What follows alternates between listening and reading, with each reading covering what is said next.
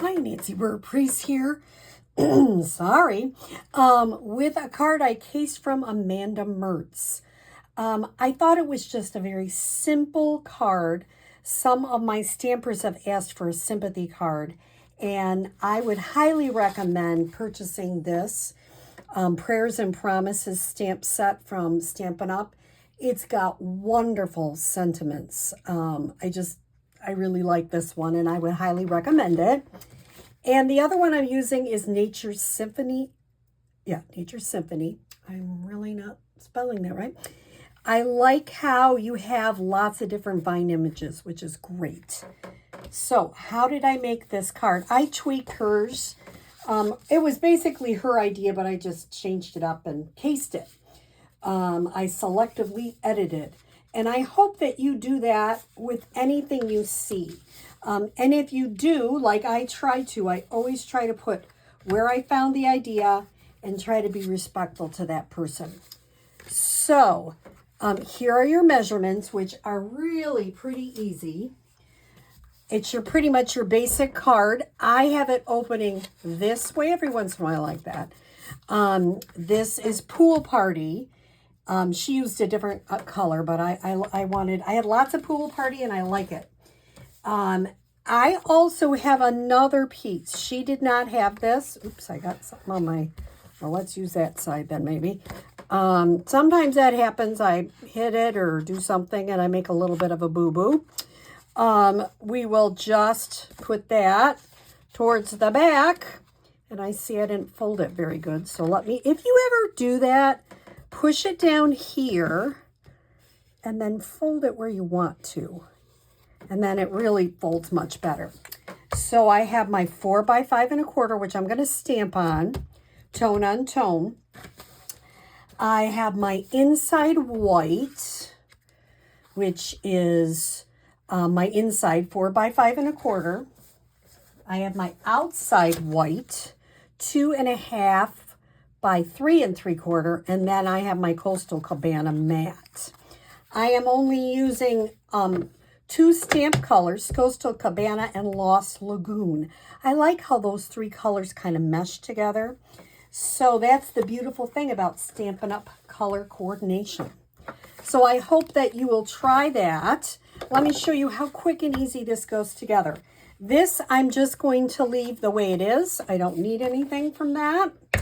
I'm going to open my Coastal Cabana,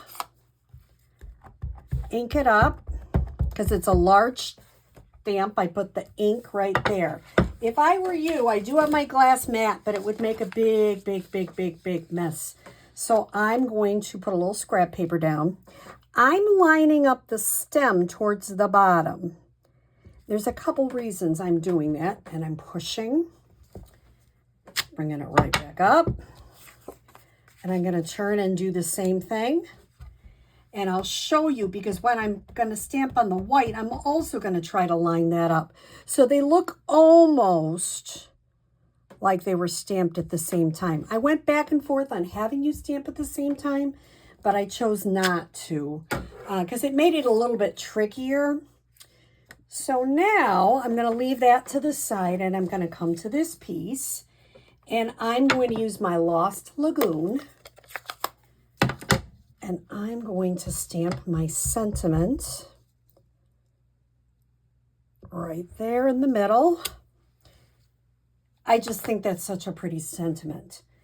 And I'm going to come back with my Lost Lagoon. And I'm going to see, you see how I'm kind of lining? I'm going to make sure you can see that. Kind of lining this with the bottom edge. There we go. Oops.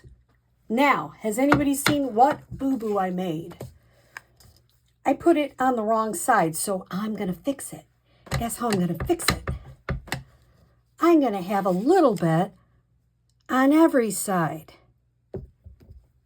Is that going to be a problem? I don't think so. Could I keep it like that? I could. But now I'm going to see, when you do stuff on camera, it's always exciting. You never know what you're going to do. Even when I'm off camera, you never know what you're going to do. So you're going to have to tell me in the comments, which do you like better? All over stamped or just on the edges? Very interesting. I love when I do stuff, but sometimes it's a happy accident. I love a happy accident. So sorry for your loss on the inside, with a little room to stamp. And I could have done that in either the Lost Lagoon. I ended up doing it in the pool party because last time the Lost Lagoon looked awfully light. So I'm going to do it like that. I'm going to move these off and take this out now, because sometimes your mat will get really inky.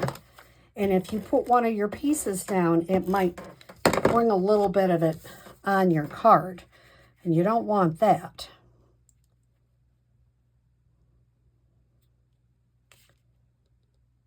Okay.